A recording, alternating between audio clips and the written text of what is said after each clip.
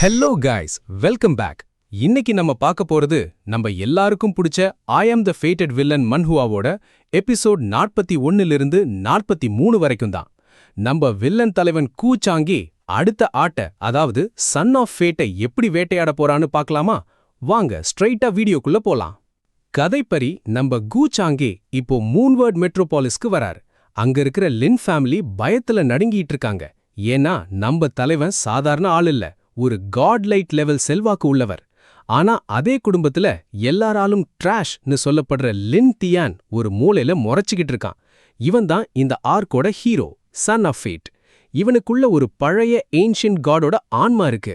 இவன் கழுத்துல ஒரு பெண்டன்ட் தொங்குது பாருங்க, அதுல ஒரு ஓல்டு ஸ்பிரிட் இருக்கு. அந்த ஆத்மா இவனுக்கு குரு மாதிரி அட்வைஸ் பண்ணுது.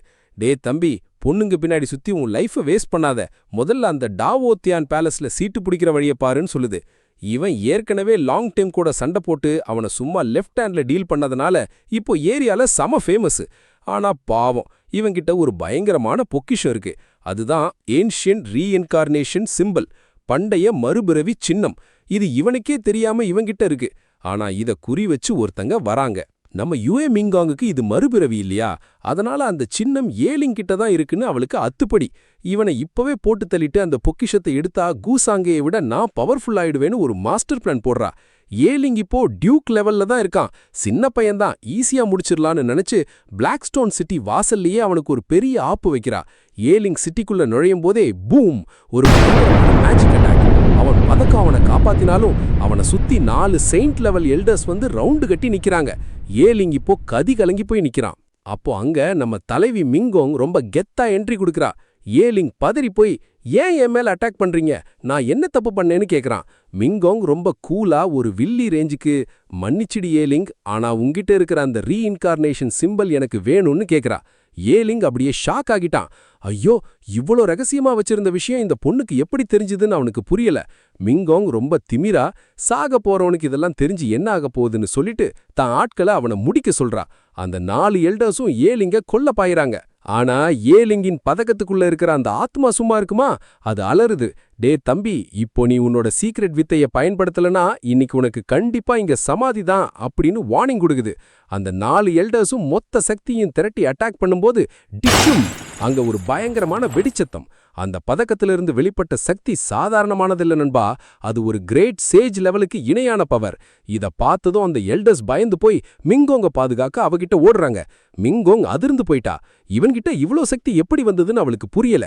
ஏலிங் இப்போ கண்ணுல வெறியோட மிங்கோங்க பார்த்து, எனக்கு பொண்ணுங்களை பிடிக்கும், ஆனா உன்ன மாதிரி கேவலமா பிளான் போடுறவங்கள பிடிக்காதுன்னு சொல்லிட்டு அவளை தாக்க பாயிறான். ஏலிங்கு இப்போ ஃபுல் ஃபார்ம்ல இருக்கான். மிங்கோங் தன்னோட தலிஸ்மான எடுக்கிறதுக்குள்ள அவன் அவங்க கிட்ட நெருங்கிட்டான். ஆனா அப்போதான் அந்த மரண மாஸ் வாய்ஸ் கேக்குது, பின்னாடி போ. அங்க ஒரு நெருப்பு பிழம்பு மாதிரி வந்து இறங்குறது யாரு? நம்ம சிஸ்டர் யாஞ்சி தான். ஒரு கிரேட் சேஜ் லெவல் அட்டாக்க பார்த்ததும் ஏலிங் கழுத்துல இருக்கிற அந்த பழைய ஆத்மா அலறுது.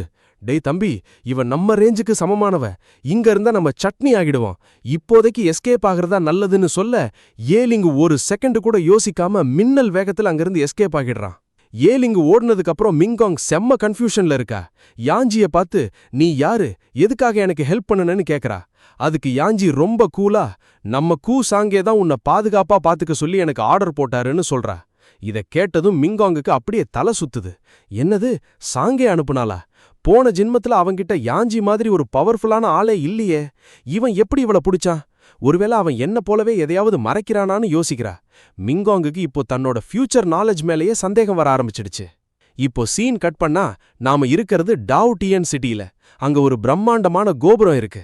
இது இப்போதைக்கு ஒரு சம ஆடம்பரமான ஹோட்டல் மாதிரி.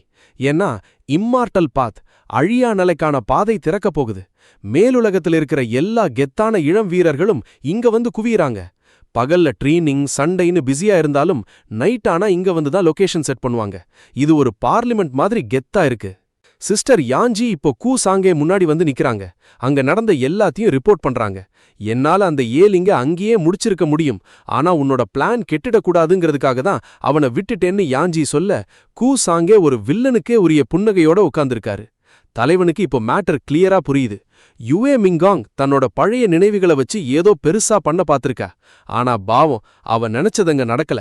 அதே சமயம் அந்த ஏலிங் கிட்ட இருக்கிற ரகசிய வித்தை சீக்கிரம் என் கைக்கு வரப்போகுதுன்னு சாங்கே கணக்கு போடுறாரு. கூசாங்கே ரொம்ப ரிலாக்ஸா இருக்கும்போது தான் அந்த மெசேஜ் வருது. சிஸ்டம் சொல்லுது, தலைவா, புதுசா ஒரு விதியின் மகன் சன் ஆஃப் ஃபேட் இங்க வந்திருக்கான், ரெடியா இருன்னு. ஆனா ஒரு பெரிய ட்விஸ்ட் என்னன்னா, அவனோட பேரு என்ன, அவன் யாருன்னு சிஸ்டம் சொல்லல. அப்படின்னா என்ன அர்த்தம் தெரியுமா? அந்த புது ஆளு ஏற்கனவே கூசாங்கேக்கு தெரிஞ்ச ஒருத்தன்தான். இப்போ நம்ம தலைவன் அவரோட ஐக்யூவை பயன்படுத்தி அந்த புது லீக் யாருன்னு கண்டுபிடிக்கணும். ஆனா சாங்கே இதையெல்லாம் ஒரு ஜாலியான கேம் மாதிரி தான் பார்க்கறாரு. இன்னொரு பக்கம் அந்த பெரிய கோபுரத்துக்குள்ள இருக்கிற இளம் வீரர்கள் எல்லாம் செம்ம குஷியா இருக்காங்க. ஏன்னா இந்த இம்மார்ட்டல் பாப் அழியா நிலைக்கான பாதை மூலியமா அவங்களுக்கு ஏகப்பட்ட பவர் கிடைக்கும்னு ஒரு ஆசை. ஆனா அதிர்ஷ்டம் இருக்கிற இடத்துல ஆபத்தும் இருக்குன்னு பயந்து போய் கும்பல் கும்பலா சுத்திக்கிட்டு இருக்காங்க. அப்போதான் அங்க ஃபேமிலியை சேர்ந்த லாங் டெங் மற்றும் அவனோட தங்கை லீலி வர்றாங்க. லீலி அவங்க அண்ணங்கிட்ட நம்ம கூசாங்கே இங்க வருவாரான்னு ரொம்ப ஆர்வமா கேக்குறா. அதுக்கு லாங் டெங் கண்டிப்பா வருவான், இந்த திருவிழாவே அவனோட தலைமையில தான் நடக்குதுன்னு சொல்றான். அப்படியே அந்த பக்கம் பார்த்தா பைலீன்னு ஒரு புது கேரக்டர். இவன் ஒயிட் டைகர் கிளானை சேர்ந்தவன். இவன் லாங் டெங்க பார்த்த உடனே சும்மா இருக்காம வம்பு இழுக்கிறான். ஏற்கனவே லாங் டெங்கிற்கும் நம்ம ஏலிங்கிற்கும் ஒரு பெரிய சண்டை நடந்து அது சமநிலையில முடிஞ்சிருக்கு. அதை வச்சு இவன் கிண்டல் பண்றான். இங்கதான் ஒரு சீக்ரெட் இருக்கு நண்பா.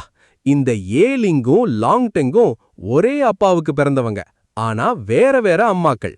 அதாவது இவங்க 2 பேரும் சகோதரர்கள் தான். இத பத்தி பேசிக்கிட்டு இருக்கும்போதே நம்ம தலைவன் சாங்கேவும் யுமியும் செம்ம கெத்தாங்க என்ட்ரி கொடுக்கறாங்க. நம்ம தலைவன் சாங்கே இப்போ லாங் டெங் மற்றும் அவனோட தங்கை லீலிக்கு அளவுக்கு அதிகமான மரியாதையை கொடுக்கறான். என்னடா நம்ம வில்லன் தலைவன் இவ்வளவு பணிவா இருக்கானேன்னு எல்லாருக்கும் ஒரே ஆச்சரியம். ஆனா சாங்கேயோட கணக்கு வேற. லாங் டெங் பார்க்க ஒரு குழந்தை மாதிரி ரொம்ப அப்பாவியா இருக்கான். ஆனா நம்ம தலைவனுக்கு தெரியும், உண்மையான விதியின் மகன்கள் எப்போதுமே ரொம்ப தந்திரமானவங்களாகவும் தங்களை ரொம்ப நல்லவங்க மாதிரி காட்டிக்கிறவங்களாகவும் இருப்பாங்க. அதனால இந்த லாங் டெங் கண்டிப்பா அந்த விதியின் மகன் கிடையாதுன்னு சாங்கே ஒரு முடிவுக்கு வர்றான். இப்போதான் அந்த மெயின் ட்விஸ்ட் வருது. சிஸ்டம் கிட்ட இருந்து சாங்கேவுக்கு ஒரு அதிரடியான நோட்டிபிகேஷன் வருது. அதுல என்ன மிஷன் தெரியுமா? புதிய விதியின் மகனின் காதல் உறவை சிதைத்து அவனது காதலியை அவனிடமிருந்து பிரிக்க வேண்டும். அதாவது அந்த புது ஹீரோவோட லவ்வ பிரேக்கப் பண்ணி அவனோட காதலிய நம்ம பக்கம் இழுக்கணும். இது நம்ம வில்லன் தலைவனுக்கு அல்வா சாப்பிடுற மாதிரி. அந்த சிஸ்டம் மிஷனை பார்த்ததுமே சாங்கே மனசுக்குள்ள, என்னது பிரேக்கப் பண்ணணுமா, இதெல்லாம் எனக்கு ஜூஜூபின்னு நக்கலா சிரிச்சுக்கிறான். அப்பதான் சீன்ல என்ட்ரி ஆகுறான் நம்ம பைலி, ஒயிட் டைகர் கிளான். இவன் நம்ம தலைவன் பக்கத்துல இருக்கிற யூமிய பார்த்துட்டு பொறாமையில கத்துறான். இவனோட ரியாக்ஷனை பார்த்ததுமே சாங்கே கன்ஃபார்ம் பண்ணிட்டார். ஓஹோ, அப்ப நீதான் அந்த புது விதியின் மகனா, சன் ஆஃப் ஃபேட்.